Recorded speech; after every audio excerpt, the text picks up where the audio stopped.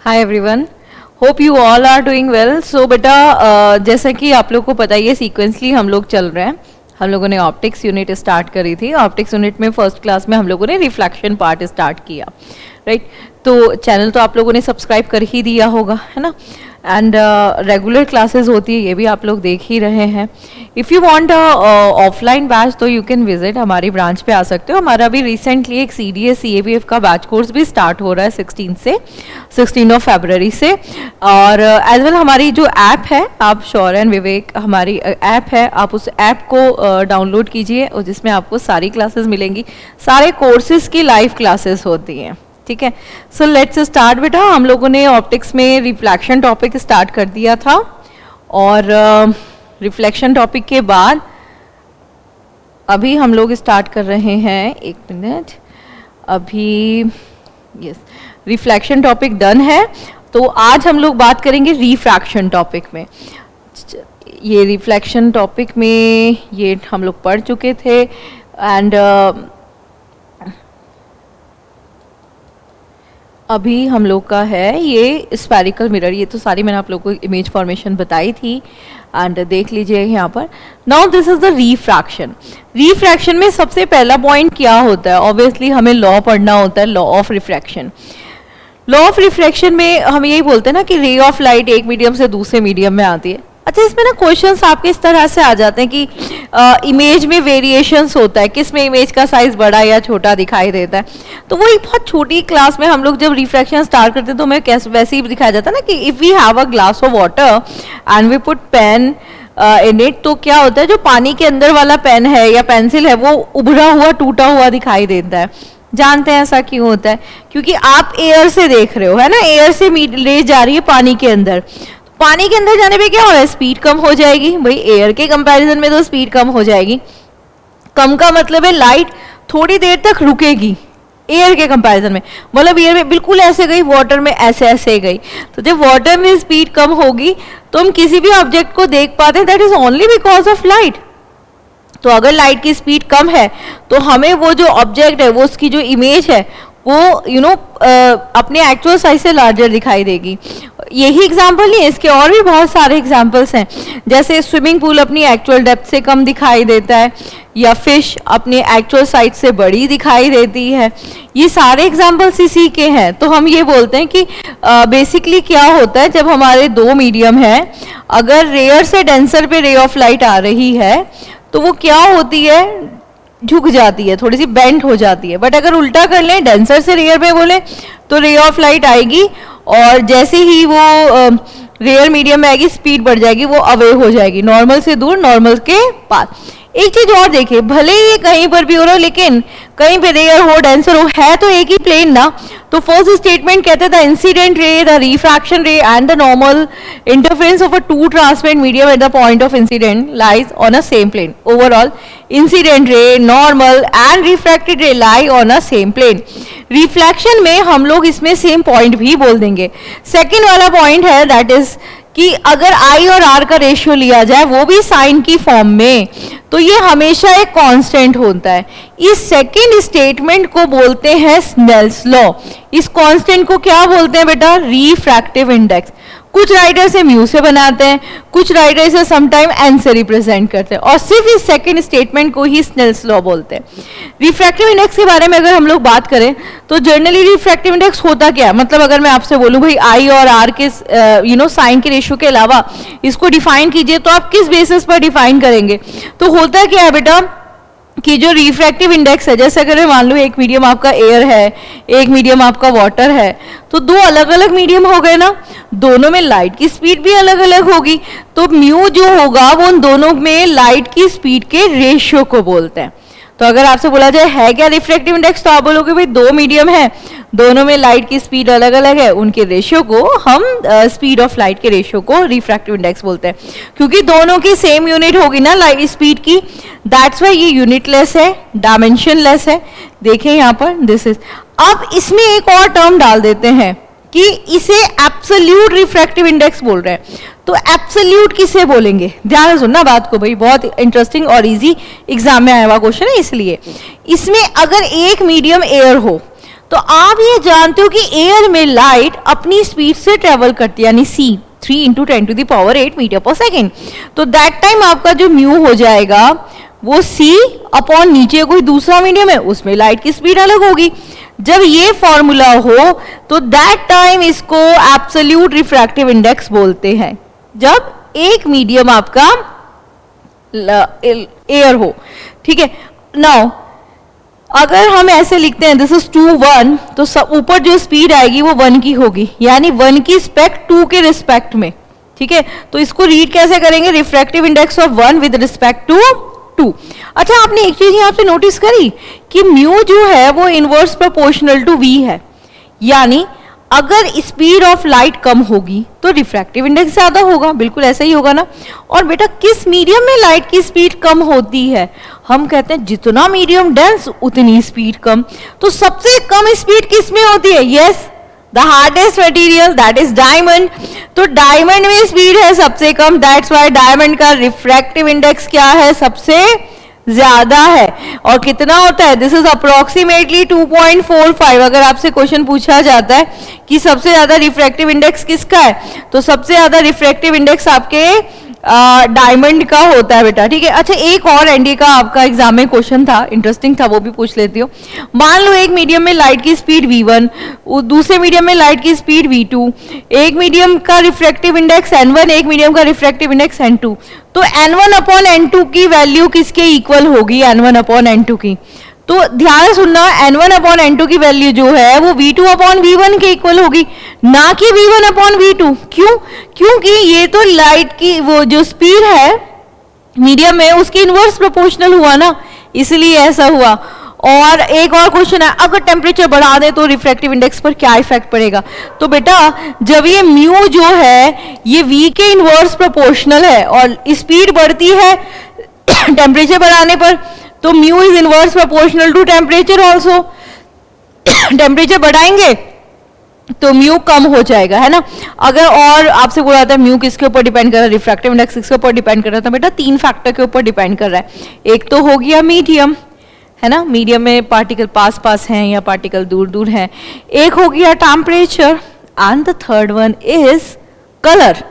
Yes, colour का अगर पूछा जाए तो देख लीजिएगा, ये आपका फॉर्मूला आप लोगों ने पढ़ा होगा, ये एन लैम्डा। तो ये जो v है ये वेवलेंथ के डायरेक्ट प्रोपोर्शनल है, तो रिफ्रैक्टिव इंडेक्स इसके इनवर्स प्रोपोर्शनल हुआ। तो दैट्स मीन वी सेड कि अगर हमारे पास कलर सीक्वेंस हम लेते हैं तो वी सेड हमारा कलर सीक्वेंस है विबजियोर, राइट।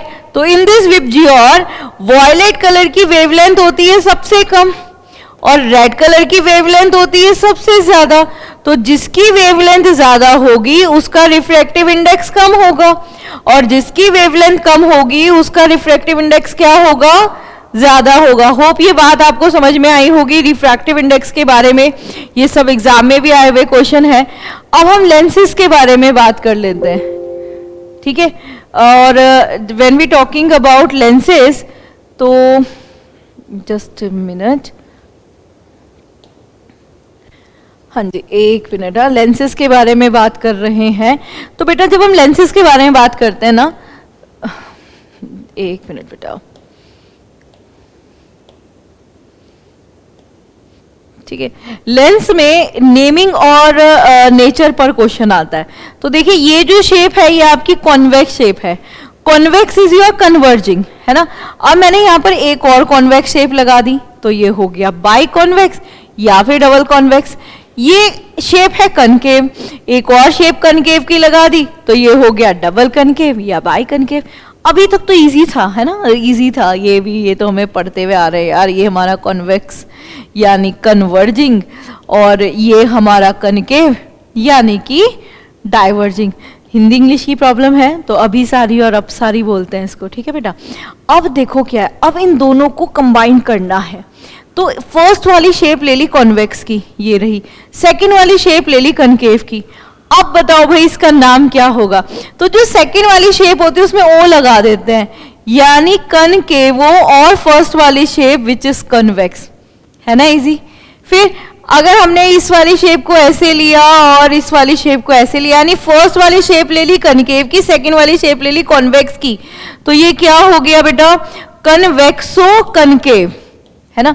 सेम इसी तरह अगर आपको बोला जाए प्लेन की साथ, तो ये रहा और ये प्लेन लगा दिया, तो इसका नेमिंग क्या हो गया, this is your plano convex, है ना, and this is your plano concave, this is plano concave, है ना, कनकेव ही थी ये वाली शेप कनकेव हो गई, ठीक है। तो this is your plano concave, ठीक है, plano concave and the plano convex. I think name समझ में आ गया आपको, बहुत इजी है। देखो सेकंड वाली जो भी शेप होगी उसमें ओ लगा दो, सेकंड वाली जो भी शेप होगी उसमें ओ लगा दो। याद रखना कॉन्वेक्स की सेकंड शेप ऐसे होती है, कनकेव की सेकंड शेप ऐसे होती है, कॉन्वेक्स की फर्स्ट शेप ऐसे होती है, कनकेव की फर्स्ट शेप ऐसी होती है। दैट्स इजी ना, ओके। अब इसमें होता है एक lens making formula. Lens making formula होता है 1/f is equal to mu minus 1 into 1/r1 minus 1/r2। बेटा इन चारों ऊपर के कॉम्बिनेशन में तो फॉर्मूला यही लगेगा, लेकिन जब भी ये फॉर्मूला प्लेनो कॉम्बिनेशन के लिए आ जाएगा तो फॉर्मूला हो जाएगा 1/f is equal to mu minus 1 into 1/r। क्यों हो जाएगा, क्योंकि ये वाली जो रेडियस ऑफ कर्वेचर है ये हो जाएगी 0, है ना। क्यों हो जाएगी 0, क्योंकि प्लेन की रेडियस ऑफ कर्वेचर होती है infinite and 1/infinite goes to 0, that's why ये फॉर्मूला हो जाएगा। लेंस फॉर्मूला होता है 1/f is equal to 1/v minus 1/u। Magnification का फॉर्मूला होता है ओनली v/u और hi/ho। बेटा यहाँ माइनस नहीं लगा, माइनस किस में लगता है, माइनस आपका लगता है मिरर वाले केस में, ठीक है। अब एक और लेते हैं, देखिए अभी होता क्या है कि जब हम अपने लेंस को किसी मीडियम में रखते हैं तो उसका इफेक्ट चेंज हो जाता है या उसका नेचर चेंज हो जाता है, नेचर में वेरिएशन आ जाता है या फिर उसकी पावर में, है ना, वो वेरी कर जाता है। तो हमने लेट करा एक मीडियम का रिफ्रैक्टिव इंडेक्स म्यू डैश और लेंस का रिफ्रैक्टिव इंडेक्स म्यू। तो हमने कहा कि वो कौन सी सिचुएशन है जब लेंस जो है वो इनविजिबल हो जाएगा। अब आप बोलोगे इनविजिबल कैसे, यस, उसको इनविजिबल नहीं बोलते, उसे डिसअपीयर बोलते हैं। तो कब ये डिसअपीयर हो जाएगा, तो डिसअपीयर होगा अगर दोनों का रिफ्रैक्टिव इंडेक्स हो जाएगा सेम, क्योंकि क्या होगा बच्चे, पावर 0 हो जाएगी, फोकल लेंथ इनफिनाइट हो जाएगी। पावर 0 जिसकी हो जाएगी उसको आप नेक्ड आई से नहीं देख पाते हो। जैसे अगर वो होती है ना, छोटी छोटी सी बॉल्स होती हैं, आजकल तो कलरफुल भी आती हैं छोटी, जिनको पानी में डाल के रखते हैं, स्वेल कर जाती है ना, तो जब वो पानी के अंदर होती हैं, फूल जाती हैं, तो आप देखो हमें वो दिखाई नहीं देती, बट होती हैं, है ना, जनरली। तो व्हाट वी सेड, वो कौन सा केस है जिसमें हम उसको नहीं देख पाते हैं, पावर 0 हो जाती है। इट्स अ केस इन विच दोनों का रिफ्रैक्टिव इंडेक्स सेम है। बट सोचो अगर मीडियम का रिफ्रैक्टिव इंडेक्स ज्यादा हो गया तो क्या होगा, that's a very important case, previous year question भी है। देखिए बेटा, अगर मीडियम का रिफ्रैक्टिव इंडेक्स हुआ ज्यादा तो होगा ये कि जो भी आपका लेंस है ना उसकी पावर कम हो जाएगी, फोकल लेंथ बढ़ जाएगी और lens change it's nature, change it's nature. Nature बोले तो मतलब अगर कन्वर्जिंग था तो डाइवर्जिंग, अगर डाइवर्जिंग है तो कन्वर्जिंग। कुछ एग्जांपल्स से बात कर लेते हैं। देखो बच्चे, ये है आपके पास एक मीडियम, हमें नहीं पता मीडियम क्या है, but we said yes it is a medium. इस मीडियम का रिफ्रैक्टिव इंडेक्स हमने ले लिया n1, ओके। इसमें रखा हमने अपना ये लेंस जिसका रिफ्रैक्टिव इंडेक्स लिया n2। अब हमें ये पता है कि ये लेंस तो हमारा कन्वर्जिंग है, कॉन्वेक्स है ना। अब इसको हमने n1 मीडियम में रख दिया, we don't know about the medium anything. अब हमने देखा कि यार जब रे ऑफ लाइट आई और इस लेंस ने क्या करा, डाइवर्ज कर दिया, मतलब लेंस ने अपना नेचर चेंज किया। कब करता है लेंस अपना नेचर चेंज, जब मीडियम का रिफ्रैक्टिव इंडेक्स लेंस से बड़ा होगा। तो अगर आपसे बोला जाता है what is the conclusion behind it, तो आप बोलोगे कुछ नहीं भाई, n1 जो है वो ग्रेटर है n2 के, ठीक है। एग्जाम में क्वेश्चन आया था आपका कि एयर बबल का नेचर क्या होता है। एयर में, एयर बबल का, एयर में जो नेचर होता है वो कॉन्वेक्स होता है, और उसको पानी के अंदर डाल देते हैं ना, एयर बबल पानी के अंदर चला जाता है तो वो कॉनकेव बन जाता है। तो क्यों बना वो कॉनकेव? अब तो आपको रीजन पता है ना। आप बोलोगे कि वाटर का रिफ्रैक्टिव इंडेक्स ज्यादा था एयर के कंपैरिजन में, इसलिए जो आपका जो एयर बबल है जिसका नेचर कन्वर्जिंग है वो क्या हो गया, डाइवर्जिंग हो गया। ठीक है। एंड इसमें जर्नली जो पॉइंट्स थे ये नेचर वाले, इसमें ये 2 पॉइंट हो गए, एक थर्ड पॉइंट रहता है वो भी डिस्कस कर लेते हैं। मान लो कि लेंस का नेचर वो रिफ्रैक्टिव इंडेक्स बढ़ा है मीडियम से, कुछ तो इफेक्ट पड़ेगा ना। इफेक्ट क्या पड़ेगा? इफेक्ट ये पड़ेगा बेटा कि जो लेंस है उसकी पावर पहले से कम हो जाएगी, फोकल लेंथ बढ़ जाएगी। वी सेड अरे ये तो यहां पर भी हुआ था, यानी इसमें सिर्फ यही चेंजेस होगा, नेचर चेंज नहीं होगा। ठीक है, सिर्फ और सिर्फ क्या होगा, यही चेंजेस होगा, नेचर में कोई चेंजेस नहीं आएगा। होप बात समझ में आई होगी आपको। अच्छा, इसके अलावा डिस्पर्सन पर आता है क्वेश्चन। तो डिस्पर्सन में वैसे तो बहुत डिटेल टॉपिक है, बट हम एग्जाम पॉइंट ऑफ व्यू से सिर्फ इसके एप्लीकेशन रिलेट करते हैं क्वेश्चन पढ़ेंगे। डिस्पर्सन में क्या हुआ, ये रे ऑफ लाइट आपकी आई जो थी व्हाइट कलर की, है ना। व्हाइट कलर क्यों बेटा? क्योंकि you know the mixture of 7 colour विपजर्स, इस रेस पर आते ही क्या हुआ, ये 7 कलर में स्प्लिट हो गई, डिवाइड हो गई, 4, 5, 6, राइट। इसके बाद ये ऐसे हो गई, बहुत ज्यादा नहीं यू नो वेरिएशन होता, बस ये बहुत बहुत लाइट सा होता है, 1 2 3 4 5 6 7, राइट।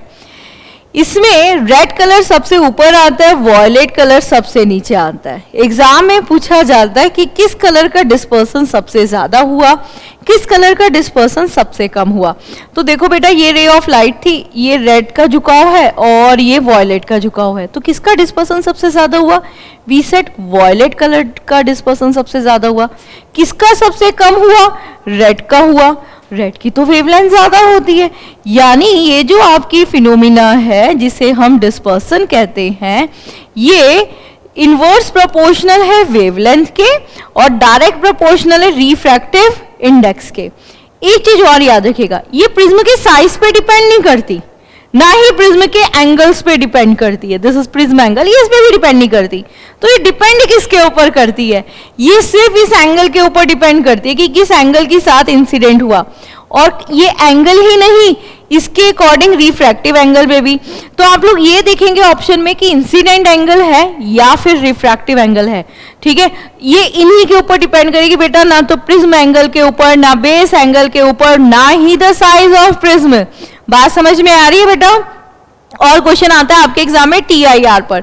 तो अगर हम TIR के बारे में बात करते हैं तो TIR की फुल फॉर्म क्या है? That is total internal refraction, है ना। TIR में हम ये बोलते हैं कि रे ऑफ लाइट हमेशा डेंसर से रेयर पे जानी चाहिए और क्रिटिकल एंगल से ज्यादा होना चाहिए आई। अगर आपको नहीं पता क्रिटिकल एंगल क्या है तो आपको बता देती हूँ बेटा, वो क्रिटिकल एंगल होता है जब आपकी रे ऑफ लाइट डेंसर से रेयर पर जाती है। तो ये तो हमने नॉर्मल ड्रॉ कर दिया, ये हमारी रे ऑफ लाइट आई और ये रेयरेस्ट मीडियम में एंटर कर रही थी, बट हुआ क्या कि इतनी डेंसर में उसके एनर्जी लॉस हो गया कि वो ऐसे निकल गई, यानी उसने रिफ्रैक्टिव एंगल बना दिया 90 डिग्री का। तो जब रिफ्रैक्टिव एंगल 90 डिग्री बन जाए उस टाइम जो भी इंसिडेंट एंगल होगा उसे हम बोलेंगे क्रिटिकल एंगल, राइट। तो क्रिटिकल एंगल किसके ऊपर डिपेंड, क्रिटिकल एंगल क्या है? क्रिटिकल एंगल वो इंसिडेंट एंगल है जो रिफ्रैक्टिव एंगल को क्या बना दे, 90 डिग्री बना दे। Critical angle this is mu is equal to 1/sin c, ये इसका रिलेशन है। और एक बात याद रखिएगा, आइसोलेटेड जो प्रिज्म होता है उसका क्रिटिकल एंगल जो है वो 45 डिग्री होगा। ठीक है, उसमें आपको वैल्यू पूछी जाती है उसका रिफ्रैक्टिव इंडेक्स की, तो आप लगा देंगे ना 1/sin c, 45 डिग्री √2, है ना। ओके, अब TIR में और क्या क्या कंडीशन हो गई? एक तो ray of light denser to rare आएगा, एक आपका आई जो है वो क्रिटिकल एंगल से ज्यादा होगा, यानी रिफ्रैक्टिव एंगल भी 90 डिग्री से ज्यादा होगा, है ना। थर्ड क्या होगा? TIR हमेशा सेम मीडियम में होगा, बट कहीं पर क्या होगा, डेंसर होगा, कहीं पे रेयरेस्ट होगा। तो हम ये सोचो अगर एक ही मीडियम पे कहीं डेंसर हो रहा है, कहीं रेयरर हो रहा है, तो इसका मतलब ये जरूरी है कि वहां पे टेम्परेचर में वेरिएशन हो रहा होगा, तभी तो ऐसा हुआ है। एंड नेक्स्ट इसमें अगर जब भी हम एग्जांपल्स की बात करते हैं तो ब्राइटनेस ना बहुत ज्यादा होती है, ओवर ब्राइटनेस होती है। जैसे डायमंड, डायमंड के अंदर क्या है, ओवर ब्राइटनेस है ना। तो अगर आपसे बोला जाता है कि डायमंड के अंदर ओवर ब्राइटनेस है, तो we said yes it is because of TIR। एक चीज और, जहां पर भी TIR हो रहा होगा वहां पर लाइट की जो इंटेंसिटी है ना, वो जितनी थी उतनी ही रहेगी, कांस्टेंट रहेगी, उस पर कोई चेंजेस नहीं आएगा। एग्जाम्पल्स क्या है TIR के? TIR का एग्जाम्पल है आपका मिराज, लूमिंग, ऑप्टिकल फाइबर।